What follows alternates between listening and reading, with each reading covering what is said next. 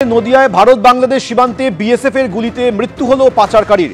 মাটিয়াবাড়িতে BSF এর গুলিতে মৃত্যু হয়েছে বাংলাদেশি পাচারকারীর। বিস্তারিত বলবেন আমাদের প্রতিনিধি আবির দত্ত রয়েছেন টেলিফোনে। আবির, দেখো, যেটা জানা যাচ্ছে যে গতকাল দুপুরবেলা এই ঘটনা ঘটেছে মাটিয়ারি অঞ্চল, এবং সেখানে যেটা বিএসএফ সূত্রে জানা যাচ্ছে যে বিএসএফ এর অফিসাররা তারা দেখতে পান যে ভারতের দিক থেকে কিছু বোতল ওপারে ছুড়ে মারা হচ্ছে, এবং তারপর তারা যখন কাছাকাছি যান তারা দেখতে পান যে ফেন্সিডিল বা কাশির ওষুধ যেগুলো নিষিদ্ধ রয়েছে সেই বোতলগুলোকে ছোড়া হচ্ছে, অর্থাৎ পাচার করা হচ্ছে। এরপরে শূন্যে গুলি চালানো হয়। প্রথমে তাদেরকে বারণ করা হয়, কিন্তু তারা সেটা না শোনায় শূন্যে গুলি চালানো হয়, এবং তারপরেও তারা না শোনার পরে যখন বিএসএফ এর অফিসাররা তারা ওই যে জায়গায় এই পাচার চলছে সেই জায়গায় যখন পৌঁছন, তখন ধারালো অস্ত্র দিয়ে তাদেরকে আঘাত করার চেষ্টা হয়। এরপরেই আত্মরক্ষার স্বার্থে গুলি চালাতে হয় বিএসএফ কে, এমনটাই বিএসএফ এর তরফ থেকে জানানো হচ্ছে। এবং সেই গুলিতে গুলিবিদ্ধ হয়ে গুরুতর আহত হয় এক ব্যক্তি, এবং তাকে যখন হাসপাতালে নিয়ে যাওয়া হয় জানা যায় যে তার পরিচয় সে বাংলাদেশি এবং তার মৃত্যু হয়েছে। এবং এই ঘটনা যখন ঘটে তখন তারপরে সেই গুলিবিদ্ধ অবস্থায় সেই ব্যক্তিকে টেনেও নিয়ে যাওয়ার চেষ্টা হয় বাংলাদেশের দিকে, এমনটাও বিএসএফ সূত্রে জানা যাচ্ছে। ধন্যবাদ। একই ব্যক্তির নামে একাধিক ভোটার কার্ড থাকার অভিযোগ আগেও সামনে এসেছিল, আর এবার সেই অভিযোগ এলো তৃণমূলের এক পঞ্চায়েত সদস্যের বিরুদ্ধে। তার দুটি জেলায় দুটি ভোটার কার্ড রয়েছে, একটি বাপের বাড়ির ঠিকানায় আর একটি শ্বশুর বাড়ির ঠিকানায়। কাটোয়া এবং সালানপুরের দুই ঠিকানায় জোড়া এপিক। 12 বছর আগে সালানপুরে বিয়ে হয় কাটোয়ার শুক্লা দত্তের। নাম কাটানোর জন্য বিএলওকে আগেই জানিয়েছিলাম, দাবি করছেন শুক্লা দত্ত। বিএলওর বিরুদ্ধে গাফিলতির অভিযোগে সরব হয়েছেন শুক্লা দত্তর বাবাও। পঞ্চায়েত সদস্যের জোড়া এপিক নিয়ে তদন্তের আশ্বাস দিয়েছেন মহকুমা শাসক।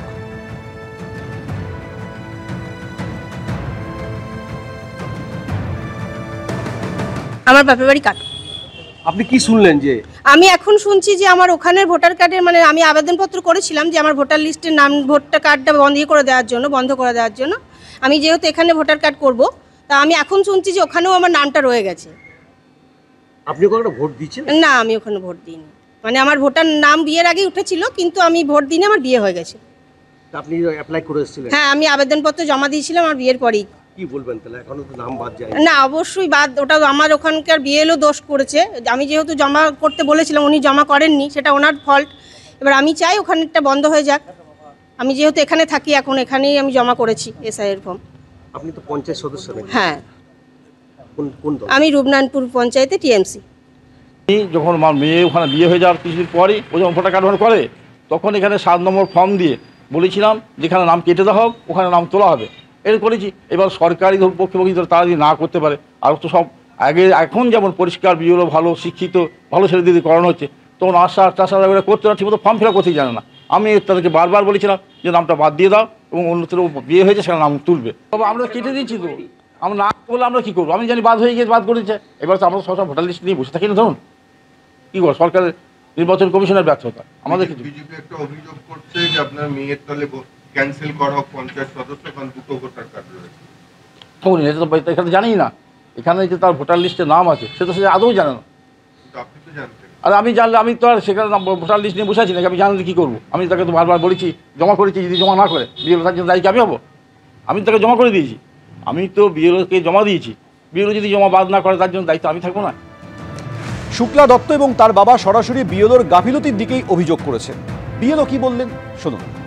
শুক্লা দত্ত নাম, শুক্লা দত্ত, শ্রীরাম দত্ত, এই দত্ত। তো নামটা কাটেননি কেন? আমি তো নামটা ফর্ম ফিল আপ করেছিলাম, তো দিয়ে আমি শিফটেডও দেখিয়েছি। এবার ওরা বললো যে ওপর থেকে হয় নাই, ব্লক থেকে হয় নাই। কারা বললো? আমি ধরেন করেছি, শিফটেড করেছিলাম আমি। না, এই যে বললেন শ্রীরাম দত্ত কি বলেছে হ্যাঁ, আপনাকে? উনিও বলেছেন যে আমার মেয়ে তো ওখানে এখনো ভোটার হয় নাই, ভোটার হয়ে গেলে আমি বলবো, যদি জানি তখন আমি বলবো। কিন্তু আমি নিজে 7 নম্বর ফর্ম ফিল আপ করেছি। হ্যাঁ, তাহলে নামটা বাদ গেল না?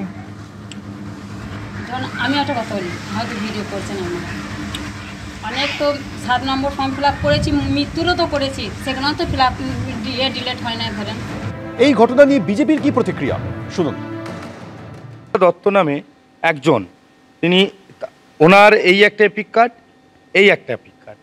উনি বারাবণী বিধানসভাতে ভোটার, আবার কাটোয়া বিধানসভাতেও ভোটার। তাছাড়া উনি হচ্ছে এই দুটো ভোটার কার্ড একটা মানুষের কি করে থাকতে পারে? উনি, ওনার বাবা হচ্ছে শ্রীরাম দত্ত, তৃণমূলের একজন মেম্বার। উনি পঞ্চায়েত সদস্য ওর বাবা। তো সেই প্রভাব খাটিয়ে উনি ওনার মেয়েকেও বিয়ে দিয়েছিলেন আপনার বারাবণী বিধানসভার অন্তর্গত রূপনারায়ণপুর গ্রাম পঞ্চায়েতের অন্তর্গত একটা জায়গায়। তো সেখানে দেখা যাচ্ছে যে উনি আবার এই শুক্লা দত্ত রূপনারায়ণপুর গ্রাম পঞ্চায়েতের সদস্যা। এটা যদি কাটানোর জন্য দিয়ে থাকে তাহলে তার কাগজ দেখাক, তাদের কাগজ কই, এবং সেই যেখানে দিয়েছিল সেই আধিকারিকদের বিরুদ্ধে অভিযোগ দায়ের করুক। ফালতু বিএলওদের ওপর এরা মিথ্যা অভিযোগ চাপিয়ে নিজেদের দোষ ঢাকার চেষ্টা করছে, এখন ধরা পড়ে গেছে। তাই এবিপি আনন্দ, এগিয়ে থাকে, এগিয়ে রাখে।